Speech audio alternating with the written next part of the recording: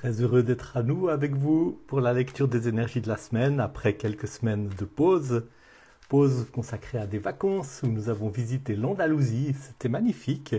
Et une petite réflexion pendant que je mélange le jeu. C'était assez frappant dans cet endroit de voir au fil des époques l'alternance de moments où il semble qu'il y a eu des tentatives, des civilisations qui ont tenté de vivre l'ouverture, de vivre la coexistence des différentes religions, le dialogue et l'ouverture à une conscience qui s'élargit à la rencontre de celui qui est différent. Il y avait ça dans certains vestiges, dans certaines explications historiques qui nous ont été données. Et puis à côté de ça, d'autres endroits et d'autres moments qui étaient tout marqués par la répression, par l'attachement aveugle à la croyance, le fanatisme, la persécution de l'autre, l'inquisition, etc. Et ça m'a touché, ça me fait réfléchir encore maintenant, parce que ces dynamiques collectives dont on peut être le témoin et sur lesquelles on peut regarder avec un peu de distance quand elles sont à l'œuvre dans l'histoire et dans les groupes humains, bah finalement elles sont aussi à l'œuvre en nous, hein. Il y a en nous des élans d'ouverture, de désir de rencontrer l'autre et de se laisser enrichir par ce qui est différent. Il y a en nous des dimensions de souhait d'élargir la conscience, des aspirations vers le divin, vers le mystère. Et puis il y a aussi en nous des forces de repli, de répression, de refoulement qui sont aussi à l'œuvre. Et c'est pour ça que c'est tellement important de faire un travail de l'ombre, d'aller à la rencontre de nos ombres, d'élargir notre conscience, d'être de plus en plus conscient de nos ombres et de nos lumières et d'apprendre à danser avec les ombres et les lumières et à être de plus en plus conscient pour faire de la place aux lumières, mais aussi faire de la place aux ombres, dire « Ah ouais, je te vois, je sais que tu es là et je ne vais pas me laisser mener par le bout du nez, par les forces qui vont dans le sens de la honte ou de la culpabilité ou de la répression ou du jugement, de la fermeture à autrui, etc. » Et mon travail avec le tarot a pour but de favoriser ça. J'utilise le tarot comme un outil, comme un miroir qui nous aide à prendre de plus en plus conscience de qui nous sommes, élargir notre conscience. Un miroir sur les dynamiques qui sont à l'œuvre en nous pour nous aider à les réaliser mieux.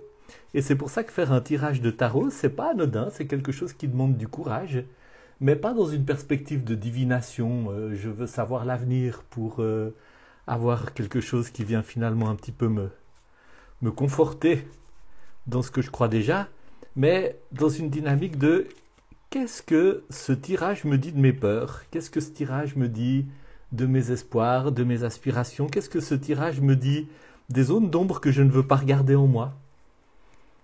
Et c'est à ça que je vous invite. J'ai fini de brasser le jeu. Mon intention, c'est qu'effectivement, ces moments de tirage du dimanche, de même que les cours que je donne, hein, je vais bientôt lancer une prochaine volée du cours de tarot, un cours extensif qui vous donne toutes les bases du tarot, ce sera en janvier 2024, mais que tout cela, et notamment ce tirage maintenant auquel vous assistez, servent à élargir la conscience et à vous mettre plus en contact avec les dimensions en vous qui sont ouvertes, aimantes, sages, et qui de ce fait-là sont aussi en relation connectée avec le divin, avec le mystère. Première carte, celle qui est sur le paquet. Regardez, je parle de ça. Quelle est la carte qui sort? Le diable. Le diable, l'arcane 15, un grand arcane majeur qui n'est pas facile, parce qu'il parle de ce qui se passe au fond, de ce qui se passe dans les profondeurs, dans les tréfonds, là où il y a les refoulements, là où il y a des parties de nous qui ont été mises de côté, qui ont été réprimées et qui ont été attachées dans les ténèbres pour qu'elles ne dérangent plus, hein, pour qu'elles ne puissent plus sortir de là, venir nous embêter. Ces parties de nous qui sont figées et qui se sont finalement figées. On les réprime comment? On les réprime avec la honte, on les réprime avec la culpabilité, on les réprime avec l'abus d'alcool, on les réprime avec l'abus de travail, on les réprime avec l'abus de substances, on les réprime avec la consommation frénétique, avec la sexualité compulsive, avec la pornographie, on les réprime avec toutes sortes de choses qui, en soi, prises d'une manière saine et bonne, ne sont pas mauvaises, mais qui peuvent servir à étouffer l'émotion, à étouffer la conscience, à étouffer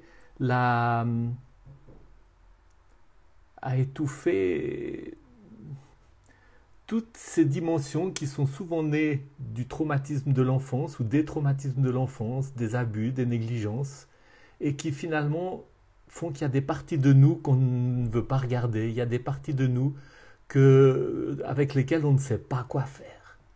Et le diable, eh bien, il a une figure double et ambiguë, hein. Vous voyez d'ailleurs combien il est ambigu. Il est masculin et féminin, il est effrayant et rigolo, il est grimaçant et souriant, il est dans les ténèbres et en même temps il est porteur d'une torche qui conduit de la lumière. Bonjour. Donc il est vraiment ambigu, ce diable. Il peut en même temps être le gardien des refoulements et de tout ce qu'on a voulu mettre dans les ténèbres et qui va nous mener par le bout du nez si on ne va pas à la rencontre de ces choses. Mais il peut aussi être celui qui nous dit, mais allez voir tout ça. Allez à la rencontre de ces ombres. Retrouvez votre pouvoir. Retrouvez votre capacité de faire de la place à ce qui en vous est blessé, à ce qui en vous est humilié, à ce qui en vous a peur, a honte, etc. Allez à la rencontre de l'enfant intérieur qui a été blessé puis qui a été repoussé dans les ténèbres et qui a besoin de vous en tant qu'adulte aujourd'hui, qui a besoin que vous descendiez dans les tréfonds, que vous alliez à la cave pour ouvrir les portes et pour amener de la lumière, pour le prendre par la main, puis pour le ramener vers votre existence de tous les jours. C'est le travail de l'ombre auquel vous êtes invité. C'est un grand initiateur, hein, le 5, l'arcane 15, l'échelon numéro 5 dans la hiérarchie du tarot, dans la marelle du tarot, c'est une des clés de lecture que j'explique dans mon cours. L'échelon numéro 5, c'est un passage, c'est un seuil initiatique très important où on passe vraiment à une conscience nouvelle et où on fait un pas très très important dans notre chemin initiatique, hein. Un pas très important dans ce voyage intérieur par lequel nous transformons notre vie en aventure spirituelle, hein. C'est le thème de mon livre, l'introspection sacrée. Le moment dans ma vie où je vais à la rencontre de mes ombres, où je me rends compte qu'il y a des choses en moi qui sont vraiment très très blessées ou qui sont très refoulées, ou qu'il y a certaines addictions dans lesquelles je suis enfermé depuis longtemps, puis qui en fait recouvrent des dimensions de moi qui auraient profondément besoin d'être guéries. Ces moments très très difficiles, ces moments où je me rends compte que je suis tout le temps en train de m'énerver sur les mêmes choses avec mon partenaire ou ma partenaire, et puis qu'en fait c'est pas sa faute ou c'est pas par rapport à elle ou à lui que ça se passe, mais que c'est par rapport à mes blessures d'enfance. Ces moments où je me rends compte que je suis tout le temps en train de jouer le petit sauveur, le bon samaritain, celui qui prend tout sur lui, mais j'ai appris à complètement nier mes émotions et je ne sais plus qui je suis. Et je suis plus en contact avec mes besoins et je suis plus capable de prendre vraiment soin de moi-même.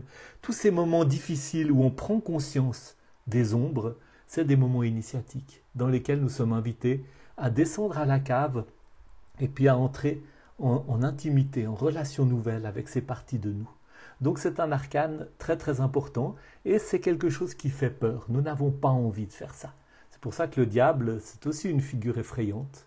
Nous n'avons pas envie de faire ça, mais le moment où nous affrontons cette peur et où nous franchissons cette porte et commençons à descendre cet escalier qui descend dans le noir, c'est un moment où en fait paradoxalement nous commençons à nous ouvrir à la lumière et où quelque chose se passe en nous qui est de l'ordre du changement, de la croissance spirituelle et de l'intégration, de la maturité pour devenir de plus en plus qui nous sommes. Voyons quelle carte souligne ou sous-tend, quelle énergie est sous-jacente à cette énergie du diable. C'est la justice. Un autre arcane majeur, hein, c'est pas anodin de tirer 2 arcanes majeurs dans un tirage. Pour mémoire, il y en a 22 des arcanes majeurs sur les 78 cartes de tarot. Et ces arcanes majeurs parlent toutes de grandes étapes de vie, de grands appels de l'univers. Et la justice, c'est l'arcane qui parle de régler les dettes, d'aller là où il y a les déséquilibres, d'aller là où peut-être j'ai fait du tort à quelqu'un, mais aussi peut-être on m'a fait du tort, je me suis laissé faire du mal, je me suis fait du tort à moi-même. Et c'est un arcane qui dit c'est le moment d'aller rétablir l'équilibre et de régler les dettes. Et si ces deux arcanes vont ensemble dans ce tirage, c'est peut-être parce que je vous ai parlé, le diable qui est une invitation à descendre à la cave, aller à la rencontre de l'enfant intérieur. Et l'enfant intérieur, c'est les parties de nous qui ont été...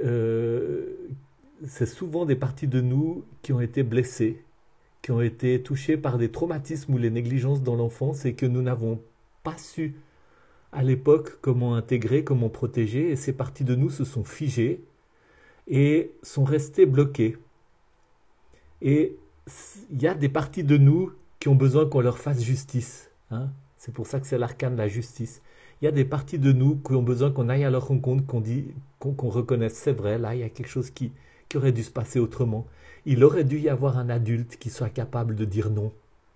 Il aurait dû y avoir un adulte qui soit capable de te protéger, ou d'aller à ta rencontre, ou de t'écouter, ou de s'occuper de tel et tel besoin, ou de t'aider à gérer telle ou telle émotion qui était trop envahissante pour que tu puisses t'en occuper toi-même. Il aurait dû y avoir quelque chose qu'il n'y a pas eu. Il y a eu quelque chose qui n'a pas été équilibré, qui a été injuste. Et c'est maintenant vous, l'adulte que vous êtes aujourd'hui, et peut-être des fois avec l'aide d'un thérapeute, ou avec l'aide aussi de vos alliés dans le domaine spirituel, de ces figures archétypales qui expriment des dimensions de l'amour de l'univers pour vous, d'aller à la rencontre de ces parties de vous pour leur faire justice, pour leur donner de la place. Hein.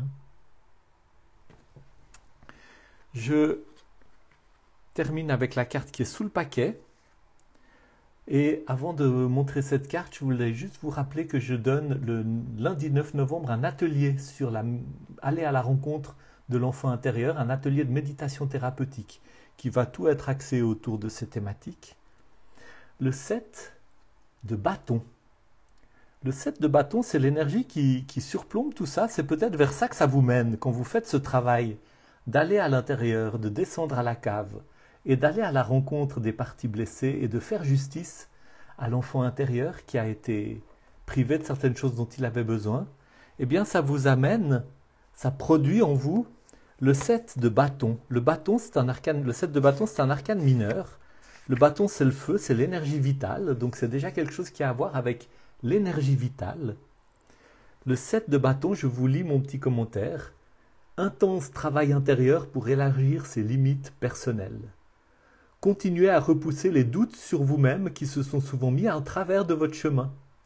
C'est une phase de réévaluation très importante pour la suite.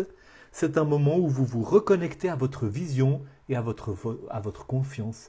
C'est un moment où vous retrouvez votre énergie vitale, où vous vous reconnectez avec votre vision, avec votre confiance, et où vous repoussez les doutes sur vous-même. Il y a un renouveau qui se produit quand vous faites ce travail que j'ai décrit avec ces deux arcanes majeurs tellement importants. Donc c'est le fruit de ce travail. Quand je vais à la rencontre de mes ombres, quand je vais à la rencontre de mon enfant intérieur, eh bien il se passe quelque chose qui me remet en possession d'une partie de mon énergie vitale qui avait été occultée, qui avait été effacée, dont j'avais été privé. Je vous remercie beaucoup pour votre écoute. Je me réjouis beaucoup de vous retrouver dimanche prochain pour la lecture des énergies de la semaine.